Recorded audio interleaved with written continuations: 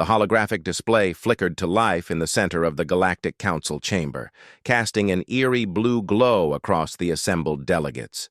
Representatives from 47 species sat in their designated pods, their varied anatomies creating a bizarre tapestry of alien life. At the podium stood Ambassador Allison Carter, her expression carefully neutral as she listened to the declaration that would change everything. "The Council has reached its decision," Supreme Arbiter Vexthal announced, his 4 eyes blinking in sequence. "Humanity's expansion into the Outer Rim territories constitutes a violation of Treaty 7 Alpha.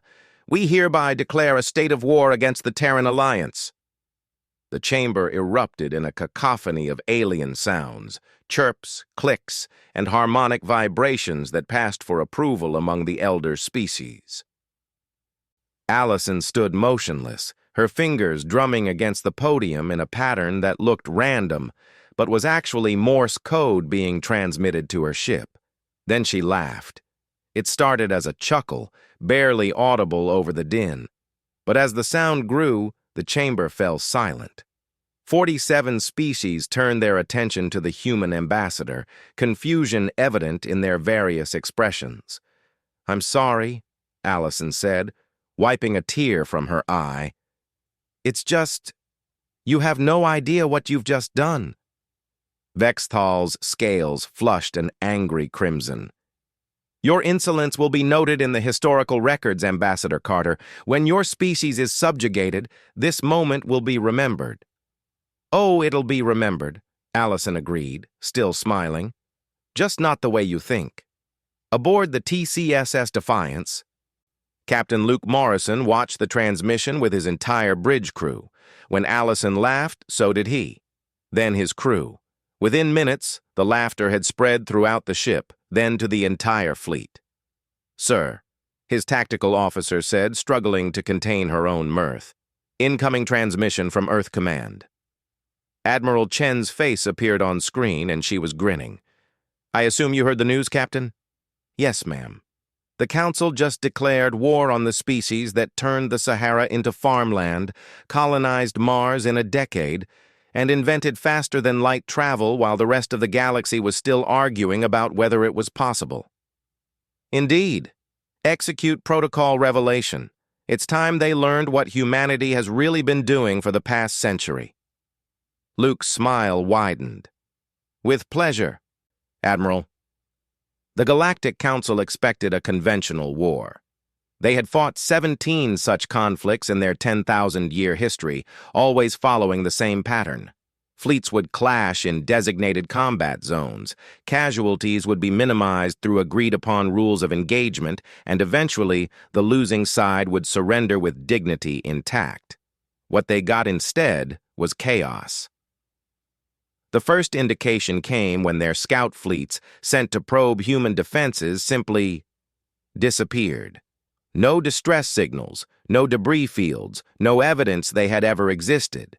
One moment they were entering human space, the next, they were gone. The second indication came when Allison returned to the Council chamber uninvited 3 days after the declaration.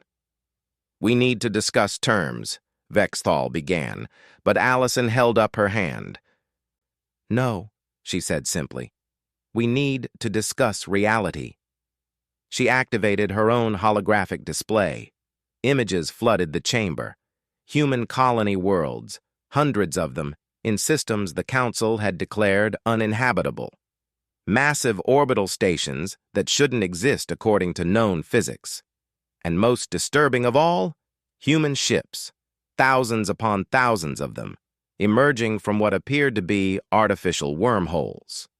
"You see," Allison explained, her voice echoing in the silent chamber, "when you've spent your entire evolutionary history on a death world where everything wants to kill you, you develop certain habits, like over-engineering, like assuming the worst-case scenario, like building redundancies for your redundancies."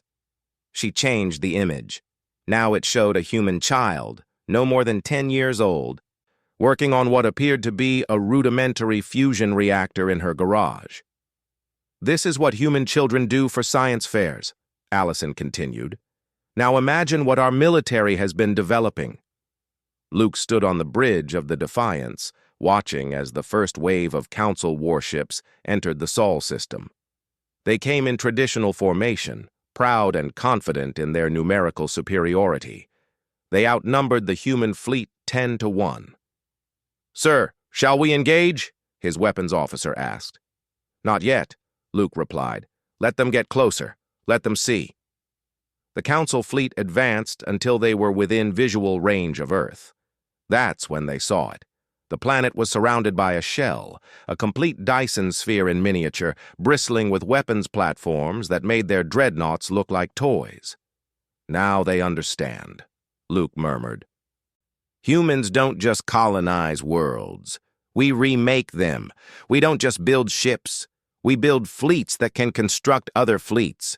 We don't prepare for war. We prepare for extinction, and we make sure it's never ours." He opened a channel to the Council flagship. "This is Captain Luke Morrison of the Terran Alliance. You have exactly one chance to turn around. We won't chase you. We won't destroy you. But if you fire a single shot, you'll discover why humans are the only species that tells stories about fighting gods and winning." Back on the Council station, Vexithal watched his fleet retreat in disorder. Around him, delegates who had lived for centuries sat in stunned silence. Allison leaned against the podium, her earlier humor replaced by something colder. "You made a fundamental mistake," she said quietly. "You assumed that because we're young, we're weak. But youth isn't weakness. It's hunger. You've had 10,000 years of peace to make you soft. We've had 10,000 years of war with our own planet to make us hard."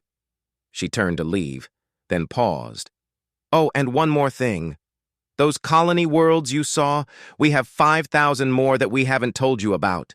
Those ships, we build 100 a day. That defense grid, we have 12 others, each protecting a different system. We didn't laugh because we're crazy. We laughed because you just declared war on the species that survived the Ice Age, conquered fire, split the atom, and reached for the stars, all while trying to kill each other. Imagine what we can do when we actually work together."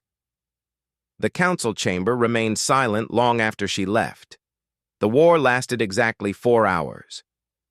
No shots were fired, no lives were lost.